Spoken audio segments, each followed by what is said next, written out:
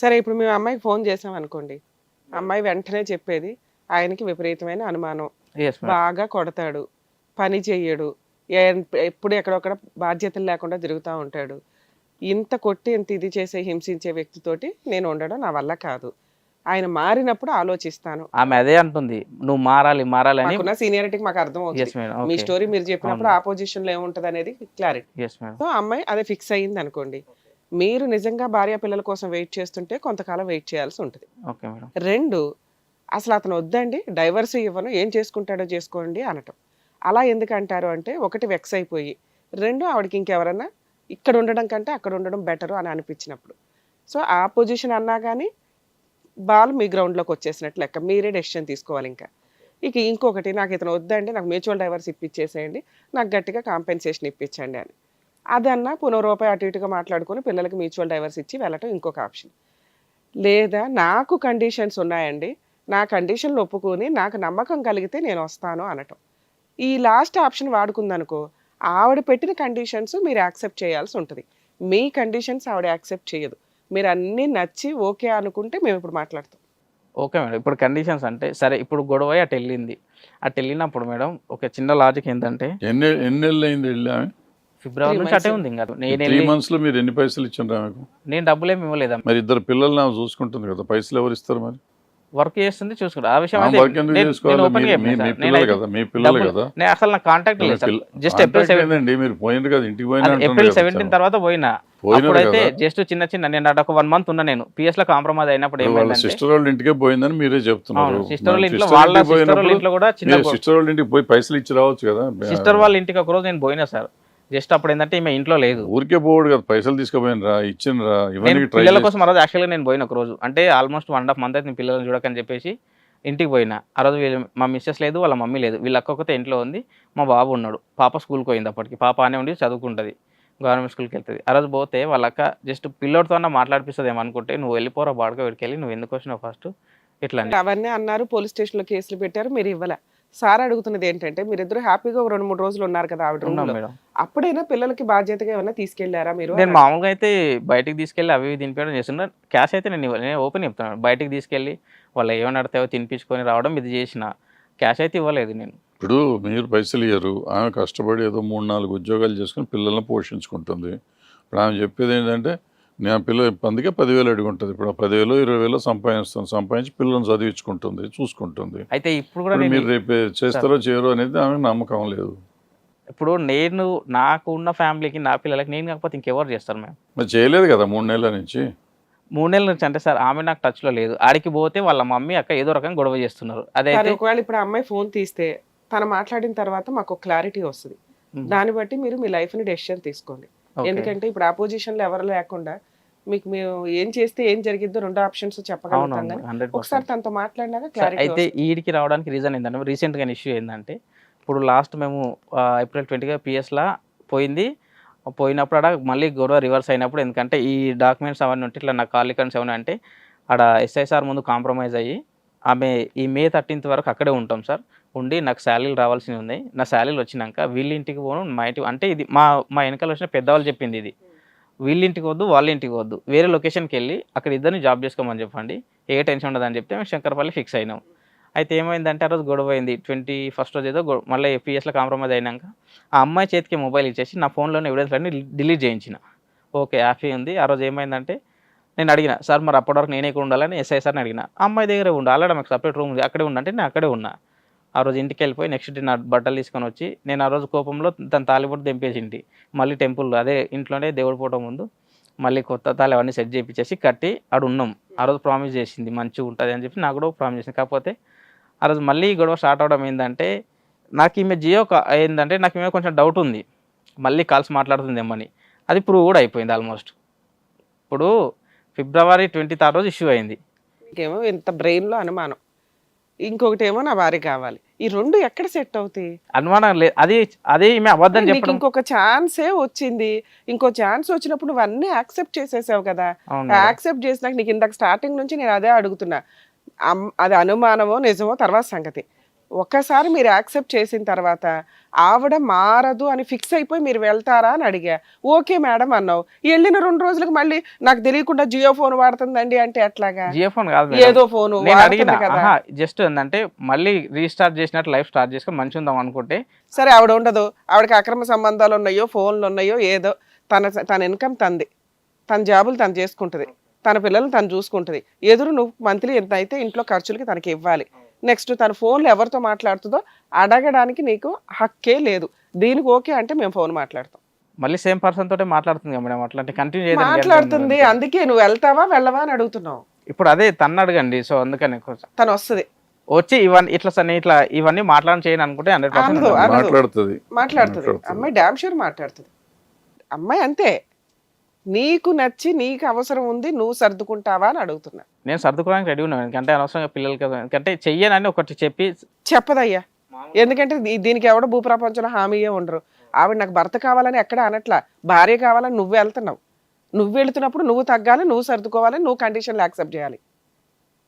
ఆవిడ తగ్గదు, ఆవిడ కండిషన్లు యాక్సెప్ట్ చేయదు, ఎదురు కండిషన్స్ పెడుతుంది. నీకు నచ్చితే మేము మాట్లాడతాం అంటున్నా. మీ స్టోరీ విన్నాక మాకు అర్థమవుతుంది కదా ఎవరి వైపు ఎంత ఉంది అని. ఆవిడ వైపు నువ్వు చెప్తున్నది నిజాలో అబద్ధాలో పక్కన పెడితే అవి జరుగుతాయి. ఎందుకంటే అవి అబద్ధాలే, ఎక్కువ పర్సంటేజ్ అబద్ధాలే. నీ కాపురాన్ని, నీ గొయ్య నువ్వు తవ్వుకొని అందులో నుంచొని మళ్ళీ తీసుకెళ్ళమనండి అని అడుగుతున్నావు. నీకు ఆప్షన్ లేదు ఇక్కడ. భార్యను తన్ని తరిమేశావు, పిల్లలు అక్కడ ఉన్నారు, కనీసం రూపాయి ఇవ్వట్లా వాళ్ళకి. తీరపు నువ్వు హ్యాపీగా ఉన్నావా? హ్యాపీగా లేవు. ఎందుకంటే ఇక్కడ కాపురం నాశనం అయింది ఎవరిదో చెప్పు? నీది. ఆ పిల్ల ఎవరెవరో ఉన్నారా లేరా పక్కన పెడితే, ఆ అమ్మాయి నిన్ను చూసి అట్రాక్ట్ అయ్యి అరే ఒక అందగాడు అనుకొని సీక్రెట్గా ఒక ఫోన్ తీసుకొని నీతో మాట్లాడి నీతో ఫ్రెండ్షిప్ చేసి లవ్ చేసిన అమ్మాయిని నువ్వు మాట్లాడింది ఏంటంటే ఎవడో ఒకడు బ్లేమ్ చేశాడు. ఎవరో వాళ్ళ అక్క వాళ్ళ మరిది, వాళ్ళిద్దరికి పెళ్లి చేసేయాలి, వాళ్ళంతా చుట్టాలు. అందువల్ల మీ అత్తగారు స్టార్టింగ్ నుంచి గొడవలో ఉంది. అరే ఈ పిల్లని కూడా ఆ ఇంట్లోనే ఇచ్చేస్తే బాగుండేది, ఈడెవడో తగులుకోవడం వల్ల ఈ పిల్ల బయటకు పోతుంది అని వాళ్ళు మధ్యలో కట్ అయిపోయారు. అంటే నిన్ను నమ్ముకొని వాళ్ళ కుటుంబ సభ్యులు చుట్టాలని కాదనుకుని నీ దగ్గరకు వచ్చిన అమ్మాయి. నీకే ఆల్రెడీ 2 అమ్మాయిలు ఉన్నారు అంతకుముందు. అది పెద్ద లవ్ కూడా కాదు, జస్ట్ క్రష్. ఎప్పుడైనా కానీ ఈ అమ్మాయిది కూడా అంతే, ఎవడో ఒక క్రష్. ఎందుకంటే బిఫోర్ మ్యారేజ్ పలానా వ్యక్తిని చేసుకుందామని ఎవడో అనుకోడు. లవ్ చేసుకుంటే వెళ్తారు, క్లిక్ అయితే వాళ్ళని పెళ్లి చేసుకుంటారు, కుదరకపోతే ఇంట్లో వాళ్ళు చూపించింది. ఫిజికల్ నీడ్స్ దాకా వెళ్ళిపోయినప్పుడే తిడతాం. లవ్ అనేది మనసుని ఆపలేం కదా, నచ్చుతారు అవతల వ్యక్తి వెళ్ళారా అని అనుకుందాం. ఫిజికల్ నీడ్స్ దాకా వెళ్ళిపోయారా అంటే నీతోనే వెళ్ళలేదు ఆ అమ్మాయి.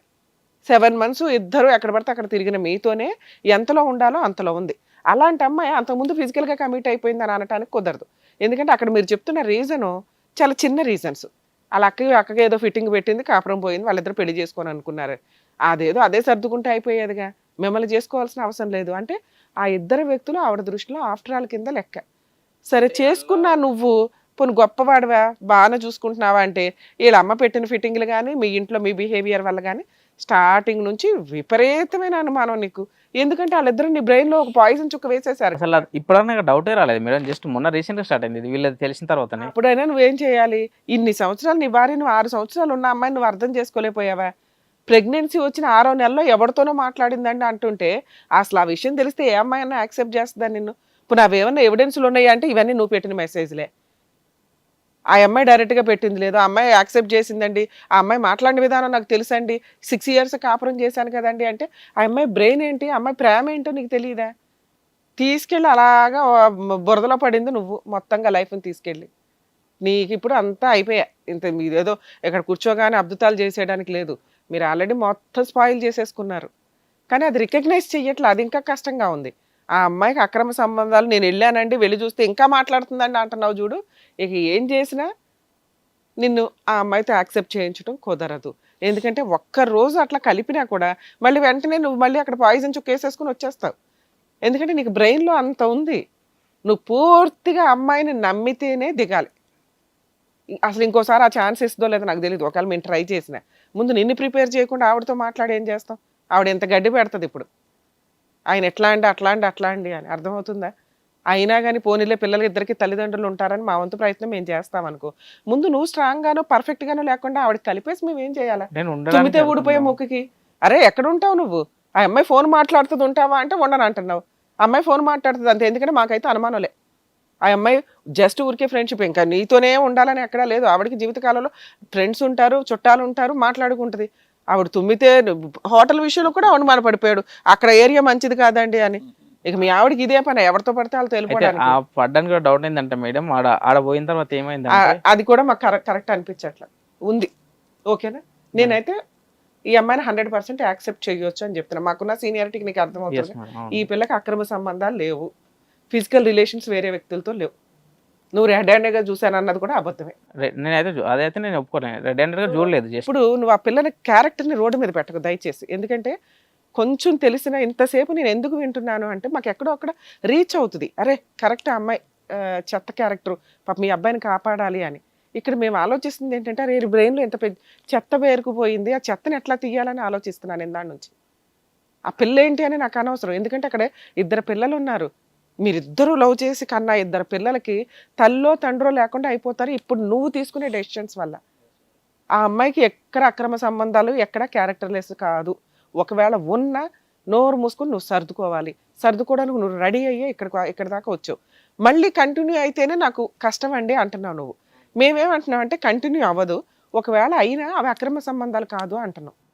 అయితే కంటిన్యూ అంటే అవ్వదు, నేను లేవు. జస్ట్ ఏంటంటే నేను అడిగిన మేము మళ్ళీ ఫిజికల్గా దగ్గర అయినప్పుడు అడిగిన, నేను మామూలుగా ఇట్లా ఏమన్నా వాళ్ళతో టచ్లో అంటే లేదని చెప్పేసి అనింది.